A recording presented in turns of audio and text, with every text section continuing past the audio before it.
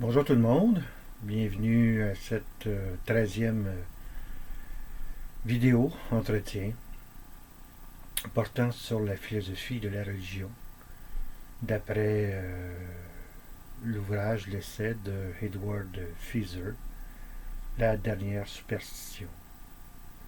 Alors juste pour vous rappeler ce que nous faisons, c'est de parler de la dernière superstition. Quelle est-elle, cette dernière superstition? Eh bien, selon Feser, il s'agit de la métaphysique matérialiste, qui est tacite chez bon nombre de penseurs, de scientifiques, d'adeptes de la science moderne. Alors, sans trop le réaliser, la vaste majorité de ces gens-là ne présente pas comme tel, Feser prend bien soin de le dire au départ, ces gens-là qui s'appuient sur la science ne s'appuient pas en fait sur la religion. Il faut bien dire les choses telles qu'elles sont, là, pas étirer l'élastique plus qu'il ne faut. La science n'est pas une religion. Par contre, ce que dit Feser, il s'agit certainement d'une contre-religion. Hein. Et cette contre-religion, ben en fait, c'est une contre-métaphysique qui, est celle du matérialisme. Hein. Alors, c'est ça qui est la dernière superstition selon le philosophe américain Edward Feser dans son essai, La dernière superstition, paru la première fois en 2018 et traduit en français aux éditions Campagne Québec Vie 2019, paru en 2019 dans la traduction française. Euh, je poursuis donc dans la réflexion à propos de cette opposition entre métaphysique matérialiste et métaphysique finaliste ou téléologique qui s'affrontent. Hein. Et Feser, dans son livre, parle de long en large. Hein, il plaide, en fait, euh, je ne dirais pas un retour, mais une réhabilitation. Il effectue une réhabilitation d'un grand penseur qui a dominé d'une certaine manière la philosophie jusqu'à l'époque moderne, philosophe et théologien, Saint Thomas d'Aquin. Alors Feser s'efforce donc de mettre à jour, de réhabiliter la, la métaphysique qui est celle de Thomas d'Aquin, qui est en même temps revue et corrigée de celle d'Aristote.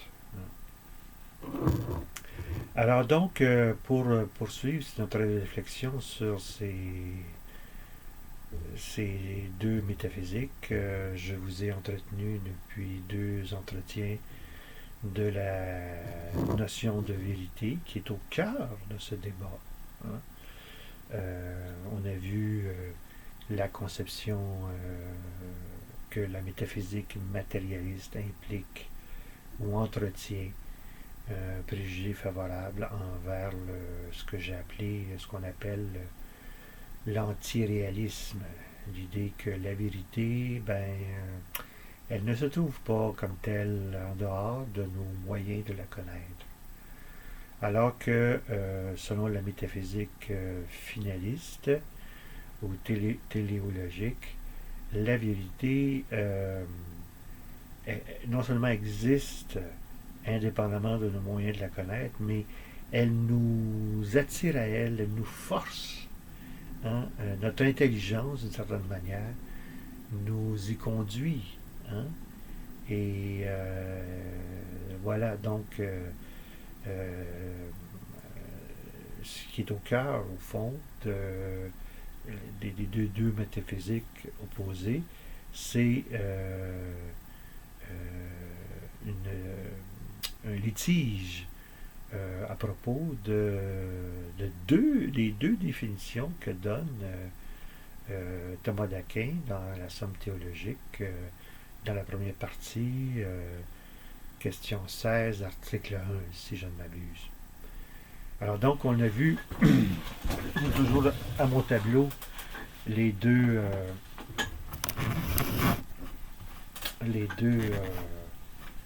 définitions de la vérité qui sont dues à Thomas d'Aquin.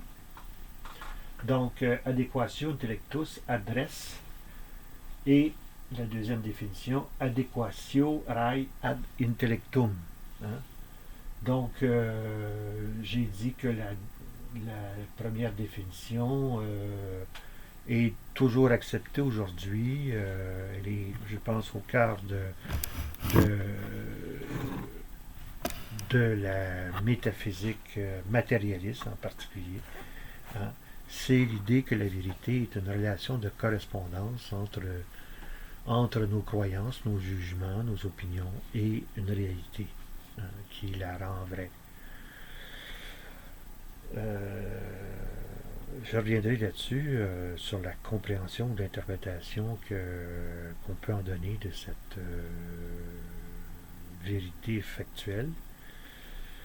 Et par opposition donc à la vérité ontologique qui répond à la formule adéquatio rai ad intellectum, qu'on pourrait avec quelques je dirais de nombreux commentaires traduire par conforme à l'idée qu'on s'en fait. Alors, voilà, ça c'est d'une certaine manière, la métaphysique matérialiste rejette la seconde définition pour n'adopter que la première définition, celle de la vérité factuelle. En fait, la pensée moderne, c'est une pensée, d'une certaine manière, anti-métaphysique, qui refuse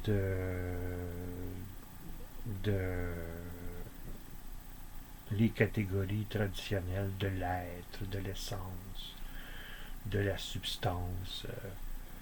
Ce sont des catégories jugées obsolètes par les penseurs modernes, et je vais plutôt m'attarder à ce que Hume nous en dit. S'il y a vraiment un philosophe anti-métaphysique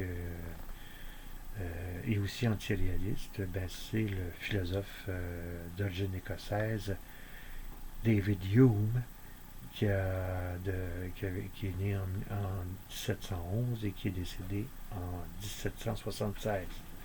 Et il a écrit sa fameuse enquête sur l'entendement humain, qui a été publiée, attendez, je vais voir si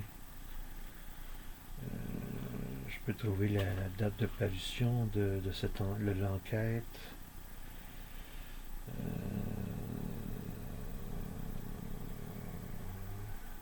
748. Non, ça c'est pas autre chose. Enfin bref, quand on trouve pas, on trouve pas. Hein? Bon, alors voilà.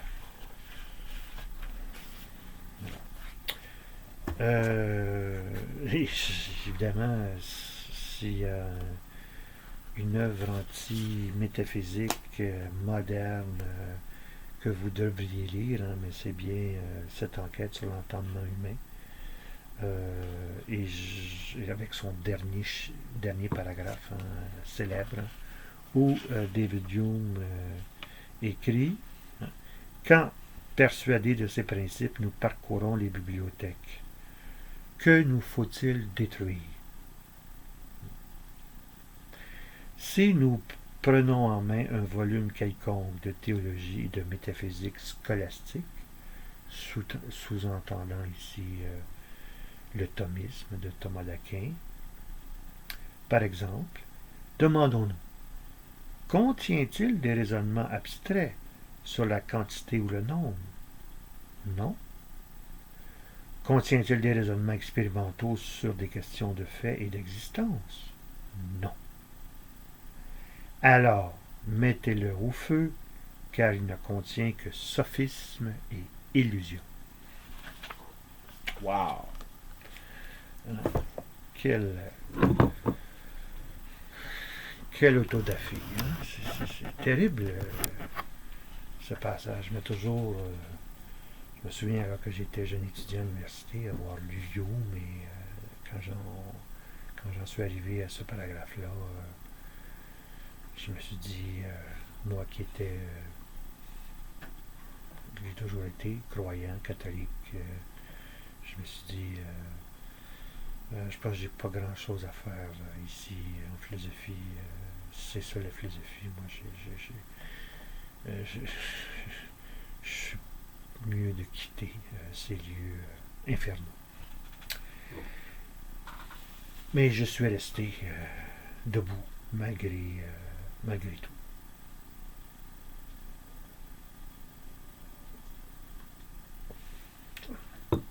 À la bonne vote.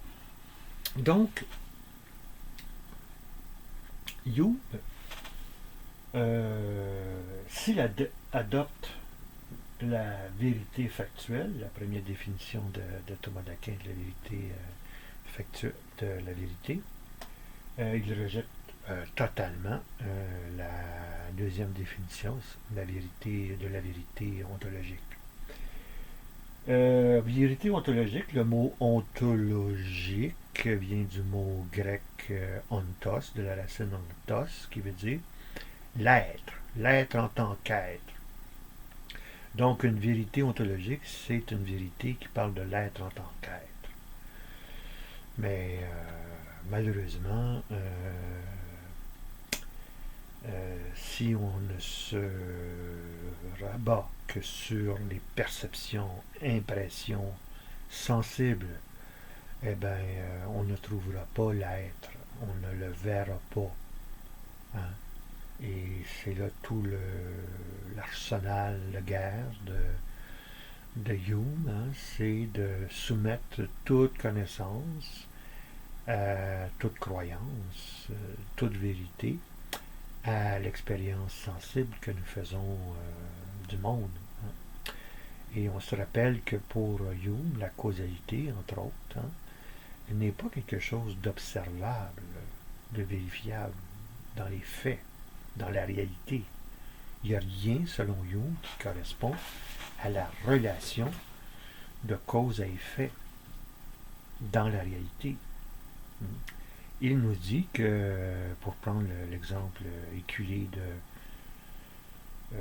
soit des boules de billard ou de la brique ou de la pierre qui fracasse la glace d'une fenêtre, eh bien, ce n'est que l'habitude que nous avons de corréler le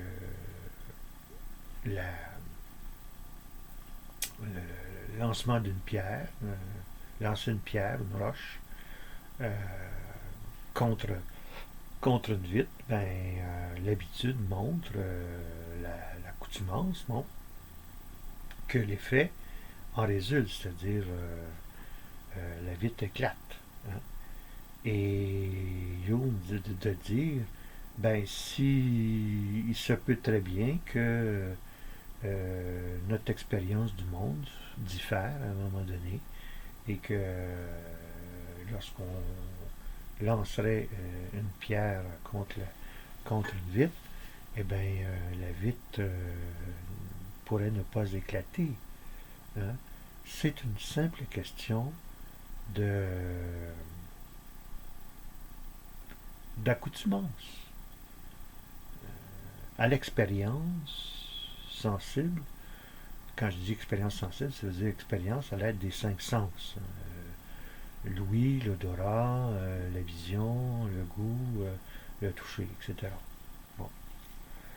Alors, c'est évident que, d'une certaine manière, pourtant, que si une pierre est lancée contre une vitre, ben, c'est évident que la vitre va éclater. Encore une fois, hein, nous disons, ben, c'est juste une question d'habitude puis d'expérience qui fait en sorte que le résultat est celui que nous constatons. Hein. Et pas de. Ça ne. Il n'y a pas dans la réalité, euh, donc, indépendamment de nous, de relation causale, de causalité. Et puis donc, la notion d'être, hein, qui a pu observer l'être, nous disons? Hein? Euh, L'être d'une personne, euh, pas observable, ça, pas expérimentable. Hein? Mais surtout que pour Thomas d'Aquin, hein, et d'autres, dont Aristote, l'être, c'est un concept dans l'intelligence. Hein? C'est un concept général. Passez-moi l'expression. Parce que c'est un pléonasme que de dire un concept général. Tout concept est une généralité. Hein. Concept d'homme, par exemple. Hein. Je suis un homme. Vous êtes une femme. Tous ces individus-là répondent au concept d'être humain, d'homme. Mais ça, personne n'a vu, hein, le concept d'homme ou d'être humain. C'est une généralisation, nous dit Thomas d'Aquin, qui appartient à l'intelligence humaine. Propre. C'est une capacité de l'intelligence humaine que de concevoir, hein, d'où le mot concept, hein, de concevoir ces idées générales que sont les concepts. Donc, puisque ce n'est pas observable ni vérifiable, ben, le concept d'être disparaît. Et en faisant disparaître le concept d'être, eh bien, on fait disparaître la métaphysique, qui était considérée, depuis Aristote et Thomas d'Aquin, comme la science suprême de la science de l'être en tant qu'être. Et qu'est-ce qui va remplacer la métaphysique? Eh bien, ça va être la science moderne, expérimentale, qui s'est mis en place à partir du 16e, 17e siècle, hein, avec principalement en France René Descartes et en Grande-Bretagne, en Angleterre, Francis Bacon.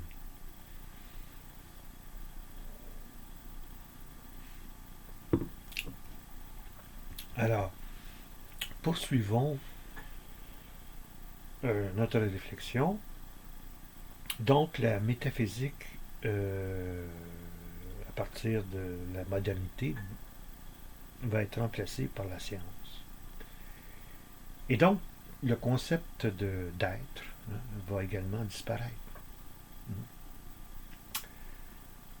Et ce qui va rester comme source de vérité, ben, c'est les faits constatables dans notre expérience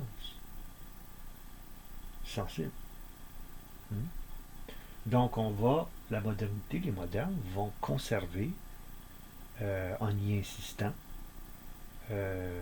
la première définition de Thomas d'Aquin de la vérité factuelle. Hein? Et ils vont rejeter donc la vérité ontologique qui concerne l'être. Et l'être, on vient de le voir, c'est un concept qui n'est pas appréhensible, saisissable dans notre expérience sensible. Alors que Thomas d'Aquin dit, ben, il serait d'accord avec ça en disant, ben, ça appartient pas au sensible, ça appartient à l'intelligence, à l'intelligible. Hein? Mais ça, on ne veut rien savoir de ça. Et Hume le premier.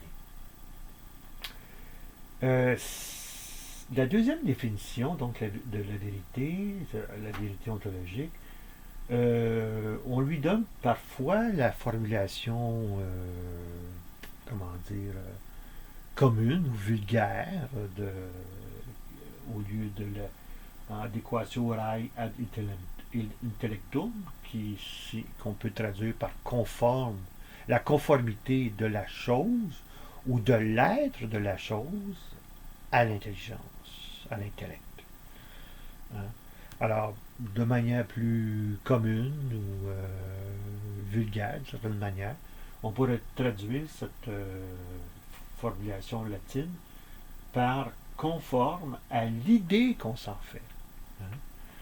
Je donnais l'exemple de la dernière fois d'une vérité ontologique. Mon père fut un vrai père.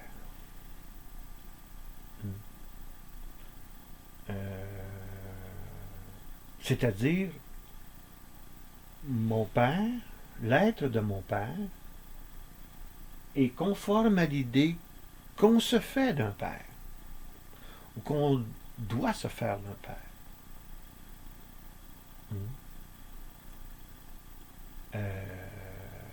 Et en ce sens-là, il est vrai. Et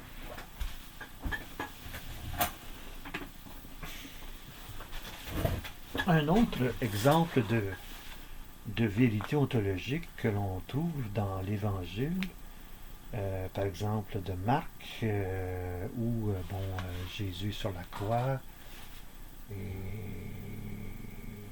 il rend l'âme. Hein? Et là, il y a un soldat romain, capitaine romain, qui se tenait en face de Jésus. Nous écrit Marc, vit comment il était mort et il dit, cet homme était vraiment fils de Dieu. Ce qu'il énonce là, le soldat romain, du moins dans la formulation de Marc, c'est une vérité ontologique, au sens où, pour le capitaine romain, le soldat romain, l'homme qui meurt sur la croix, qu'on disait le Fils de Dieu, en tout cas, Pierre le dit ainsi, eh bien, pour lui, cet homme-là est conforme à l'idée qu'on se fait d'être fils de Dieu.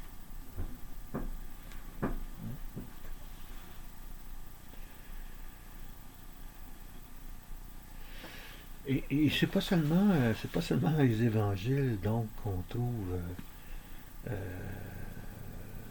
l'énoncé d'une vérité de type ontologique.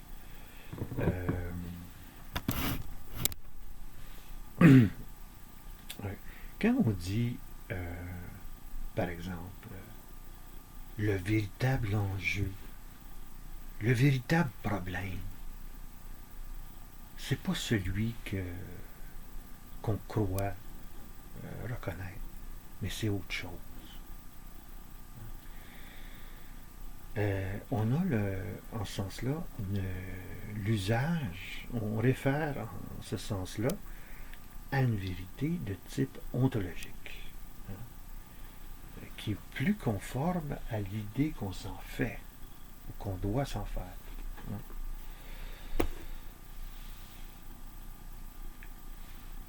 Si on s'en tient donc à la formulation que je donne commune ou vulgaire de la vérité ontologique, conforme à l'idée qu'on s'en fait, ben là, on a plein de critiques que l'on fait à cette définition-là de la vérité. Hein? À commencer par l'idée ici. L'idée qu'on s'en fait. Si on se réfère à Hume, ben Hume, lui, il n'en parle pas comme tel, là, mais je pense qu'il serait tout à fait d'accord avec ce que je vais en dire. L'idée en question ici, conforme à l'idée qu'on s'en fait, Hume changerait le mot, substituerait le mot idée au mot idée, le mot valeur. Conforme à la valeur qu'on s'en fait. En d'autres termes, pour Hume, les vérités ontologiques sont des vérités, ne sont pas des vérités, là, mais sont des jugements de valeur. Donc, dans la première définition que Hume accepte, on a affaire à des jugements de fait. Et dans la deuxième définition, on a affaire non plus à des jugements de fait, mais à des jugements de valeur. Selon Hume. Donc, si je reprends mon exemple du père, de mon père fut un vrai père, eh bien, ce jugement-là est vrai quant à la valeur qu'on se fait d'un père. C'est ça l'objection que Hume adresserait à la deuxième définition de la vérité. Il ne s'agit pas donc de vérité. Il n'est pas question de vérité quand il est question de valeur. Ce sont des sensations, des perceptions, des feelings, des émotions. Ça n'a aucune réalité. Les valeurs n'ont aucune réalité dans la réalité, si vous me passez l'expression. Ils sont en nous. Et lorsque nous jugeons, nous posons un jugement de valeur, nous projetons sur les choses, sur les êtres, ce qui est en nous. C'est-à-dire, essentiellement, selon Hume, un feeling, une sensation qui peut disparaître. Et ça, on appelle ça, en philosophie, le subjectivisme. Le subjectivisme moral, selon lequel tout jugement de valeur est personnel, intime, subjectif donc. Et par exemple, le grand philosophe, un autre grand philosophe britannique, Bertrand Russell, va souscrire à ce subjectivisme moral. Pour lui, comme pour Hume, il n'y a que des faits, des vérités de faits, des vérités factuelles. Bon, il y a aussi les vérités mathématiques, logiques, mais les vérités, véritables vérités, si vous me passez l'expression,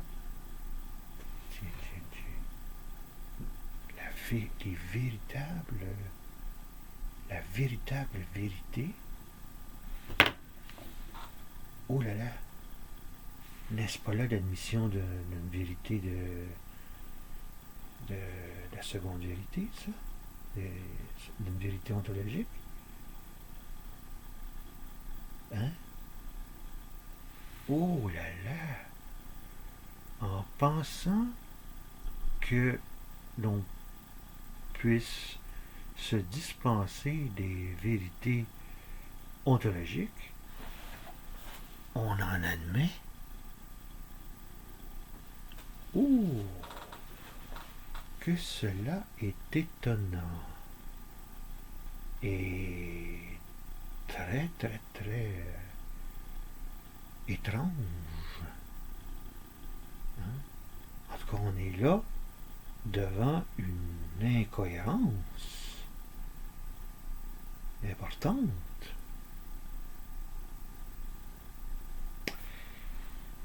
Et oui, il faut toujours se dire que lorsque quelqu'un comme Jung, Bertrand Russell, nommez-les, disent, affirment que les seules vérités sont des vérités factuelles, eh bien cela, c'est une vérité ontologique. Donc, il n'y a pas que des vérités factuelles, il y a des vérités ontologiques. On ne peut pas, disait saint Thomas d'Aquin, se passer des vérités ontologiques parce qu'on ne peut pas se passer de l'intelligence. La vérité, qu'on le veuille ou non, elle doit passer par notre intelligence. Oui, par les faits, mais par l'intelligence aussi, d'où la nécessité d'accorder l'existence de vérités ontologiques. Hein? Et si on accorde les vérités ontologiques, on accorde l'existence, l'intelligence, si vous préférez, on accorde à l'intelligence un poids dans la vérité. Et si on accepte l'intelligence, si on admet l'intelligence, eh bien, il faut admettre l'esprit, qui est la seule, qui est notre outil pour connaître la vérité. Hein? Et c'est là que je pense qu'il est le plus grand subterfuge de la modernité. C'est de nier l'esprit et avec lui l'intelligence. Hein? Bon, alors je m'arrête ici et on se reparle bientôt.